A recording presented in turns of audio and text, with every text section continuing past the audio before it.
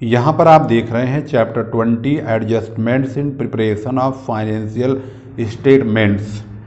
ये क्लास 11 की बुक है। टी.एस. ग्रेवाल इसके राइटर हैं। Double entry book keeping financial accounting.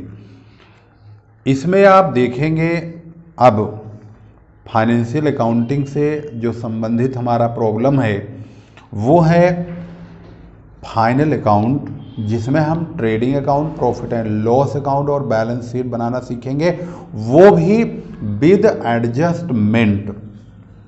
इसकी जो वीडियो विदाउट एडजस्टमेंट है वो तो लगभग कंप्लीट होके डल चुकी है यूट्यूब पर, और अब हम जो क्वेश्चन सॉल्व करने चल रहे हैं वो विद एडजस्टमेंट वाली प्रॉब्लम है। अगर विद एडजस्टमेंट वाली अगर आपको समझ में आ गई है तो विदाउट एडजस्टमेंट वाली करने की ज़रूरत ही नहीं पड़ेगी।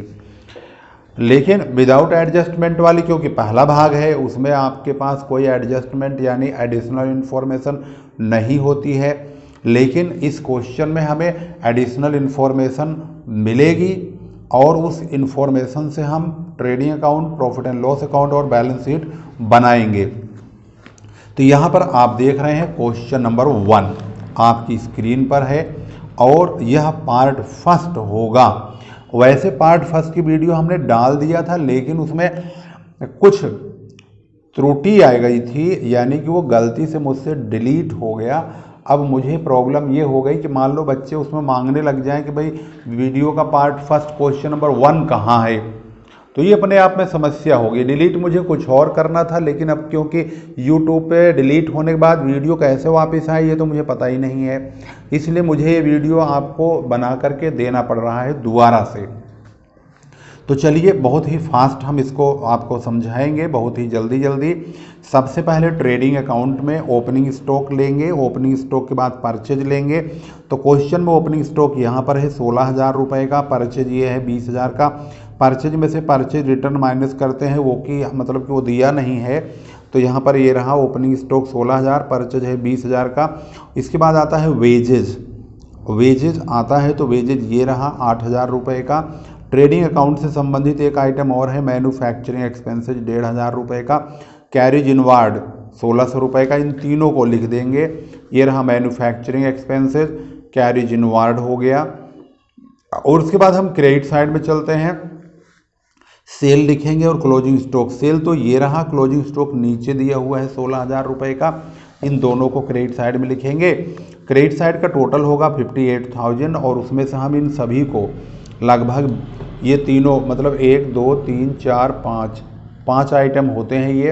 ये दोनों मिला के 36 और 8 44 45 46 47,100 47,100 इसमें से माइनस कर देंगे तो 10,900 का ग्रॉस प्रॉफिट आएगा।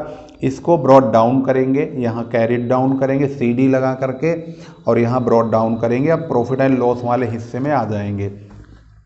यहाँ पर एडिशनल इन्फॉर्मेशन में plant and machinery 10%, delivery vehicle पर डिप्रिसिएशन 15% है। प्लांट मशीनरी ये रहा, इसका 10% 12,000 और इसका 15% 3,900 यानी 3,900 आएगा।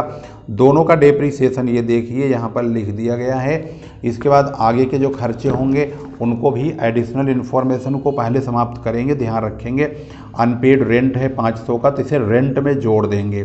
तो रेंट हमारे पास जहाँ लिखा हुआ है यहाँ पर लिखा है, इसमें हमें 500 रुपये ऐड करना है। तो ये भाई ऐड हो गया, 5,000 आ चुका है। और इसके बाद अब जो खर्चे बच रहे हैं उनको हम यहाँ से चेक करेंगे एक एक करके, कौन सा रकम हमारी कौन से खर्चे बचे हुए हैं। तो एक सैलरी है, रिपेयर है और बैड डेप्ट्स है, 3 खर्चे हैं ये। इन तीनों को 8,000, 1,900 और 5,000, 8,000, 1,900, 5,000 लिख देंगे। डेबिट साइड में बहुत सारे खर्चे हैं, लेकिन क्रेडिट में कुछ भी नहीं दिया हुआ है, खर्च मतलब इनकम कुछ नहीं है। तो डेबिट साइड के जो टोटल है 15 मतलब 12 3 15,900, 15 5 20 8 28 1 29 5 34 35,800 रुपये का टोटल यहाँ पर आता है। और यही ज़्यादा भी है, तो इसी को दोनों तरफ लिख करके 35,800 में से हम 10,900 माइनस करेंगे तो नेट लॉस 24,900 रुपये का आ जाएगा। इसका आंसर यहाँ पर मिलाएंगे तो आपको दिखाई देगा कि ये रहा ग्रॉस प्रॉफिट और ये रहा नेट लॉस। अब पहुँचते हैं बैलेंस शीट में। बैलेंस शीट बनाने के लिए सबसे पहले बैलेंस शीट का फॉर्मेट आपके सामने मौजूद है। अब इस फॉर्मेट के मुताबिक हमें एक एक करके सारी रकमों को भरना होगा। सबसे पहले हम लायबिलिटी साइड में चलते हैं। अगर लायबिलिटी साइड की बात करेंगे तो लायबिलिटी साइड में सबसे पहले कैपिटल 1,90,000 रुपये जो कि यहाँ लिखा है, इसमें हम नेट प्रॉफिट जोड़ देंगे, नेट लॉस होगा तो घटा देंगे। तो हालांकि इस क्वेश्चन में नेट लॉस आया है, इसको माइनस करेंगे, ड्राइंग को माइनस करेंगे तो यहाँ पर 1,58,100 रुपये। इसके बाद और लायबिलिटी चेक करेंगे, जैसे creditor, bank loan, bank overdraft, outstanding expenses. तो यहाँ पर चेक करने पता चलता है क्रेडिटर्स तो ये रहा और बिल्स पेबल ये रहा, आउटस्टैंडिंग एक्सपेंसेस यहाँ पर दिया हुआ है। तो 3 लायबिलिटी और बढ़ गई, टोटल हो गया 2,08,100 रुपये। अब चलते हैं एसेट्स में, देखते हैं कि एसेट्स में क्या चीज़ रह रहा है। हमारी लायबिलिटी साइड के तीनों आइटम इधर के और कैपिटल मिला के 4 आइटम होते हैं। एसेट साइड में चलते हैं तो एसेट साइड में सबसे पहले नंबर पर प्लांट और मशीनरी, इसका डेप्रीसिएशन कट जाएगा। व्हीकल का जो डिलीवरी व्हीकल है इसका डेप्रीसिएशन कट जाएगा, तो यहाँ पर 1,08,000 और इसका 22,100 रुपये हो जाएगा। इसके बाद और एसेट्स चेक करेंगे, यहाँ पर देखेंगे कि क्या बचा है। जैसे डेटर्स है, इसका प्रोविजन फॉर बैड डेट्स कटता है लेकिन वो है नहीं इसमें, तो डेटर्स पूरे 36,000 रुपये, 36,000। क्लोजिंग स्टॉक 16,000, 16,000 रुपये के। कैश एट बैंक 26,000 का यहाँ पर लिखा हुआ है, कैश एट बैंक 26,000 के आ जाएंगे। इसके बाद और कोई एसेट्स इसमें है नहीं। इस प्रकार से यहाँ पर closing stock, debtors, cash at bank, इनका भी टोटल जो है 2,08,100 रुपये होता है और बैलेंस शीट का आंसर 2,08,100 रुपये हो जाता है।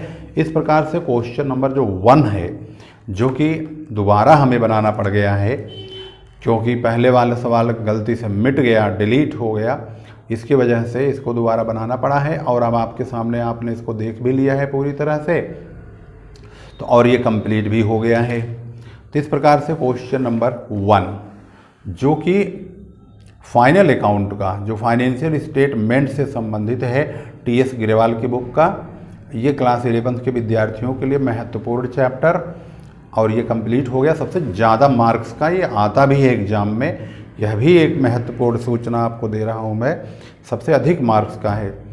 इसी प्रकार की वीडियो आगे भी हम बनाएंगे। इस वीडियो को यहीं समाप्त करते हैं। अगली हमारी मुलाकात नेक्स्ट वीडियो में होगी। वीडियो को शेयर ज़रूर कीजिए। अगर आप एक न्यू स्टूडेंट हैं तो आपको चैनल भी सब्सक्राइब करना है।